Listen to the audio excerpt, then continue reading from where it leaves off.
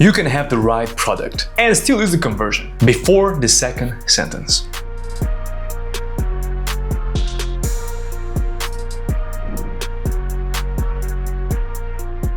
Hello everyone, my name is Lucas and welcome to AnyBiz.io's YouTube channel. A lot of teams think personalization begins when the message gets written. Add the first name, reference the company, mention something from LinkedIn, and suddenly the outreach feels personalized. But personalization actually starts much earlier than that. It starts with the pain point you choose to lead with. Because the first thing a prospect does when they read Outbound is not evaluate your product. They evaluate whether the problem you're describing feels important enough to deserve attention. And if that framing misses, the rest of the message almost stops existing. That's why two companies can sell the exact same product with completely different results. One talks about features, the other talks about operational friction. One talks about improving efficiency, the other talks about revenue leakage or pipeline instability. Same offer, totally different emotional entry point. And once you notice how much conversion behavior changes depending on the framing, liking the video, subscribing, and ringing the bell starts feeling less like social media housekeeping and more like protecting yourself from falling back into generic messaging patterns. Now, if personalization really starts at the pain point level, here is the question. Why do so many outbound campaigns still sound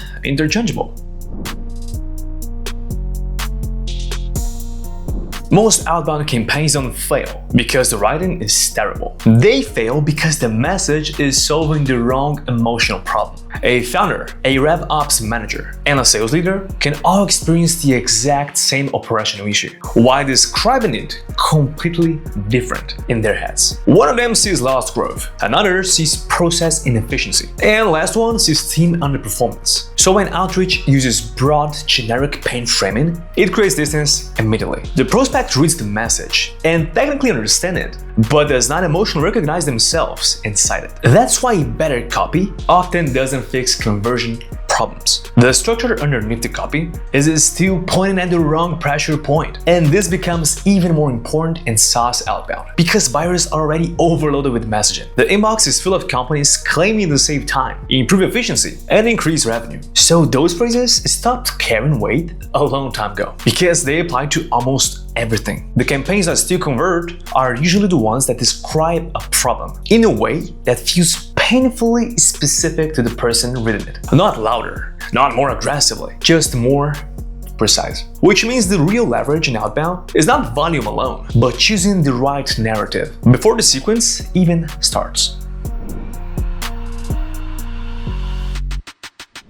This is where AnyBiz.io becomes useful in a much more strategic way than simple automation. Because once outbound depends on pain point precision, personalization can no longer rely on scattered messaging decisions across disconnected tools. AnyBiz gives teams a structured environment to define personas, messaging, angles, tone of voice, and outreach direction across email, LinkedIn, and AI code calling. That structure matters because different ICPs respond to completely different framing, even when the underlying product stays the same. The goal is not to let the system invent these narratives on its own, but to organize and execute the messaging strategy you intentionally define. And this is where the role of the CSM becomes extremely important. Instead of leaving teams alone with dashboards and automation, the process becomes guided. You look at the signals, interpret the patterns, refine the pain framing, and improve how the outreach connects over time. At that point, personalization stops being about inserting variables into a template and starts becoming a much deeper process of aligning the right message with the right pressure point from the very beginning.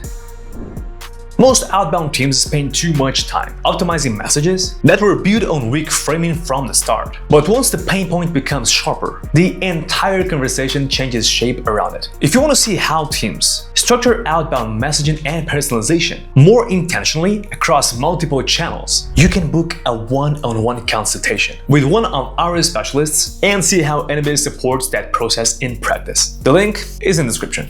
And if you made it this far, you're probably already noticing how many outbound messages around you suddenly feel generic now, which is usually the point where liking the video, subscribing, and ringing the bell starts looking less like platform behavior and more like maintaining a filter against forgettable messaging.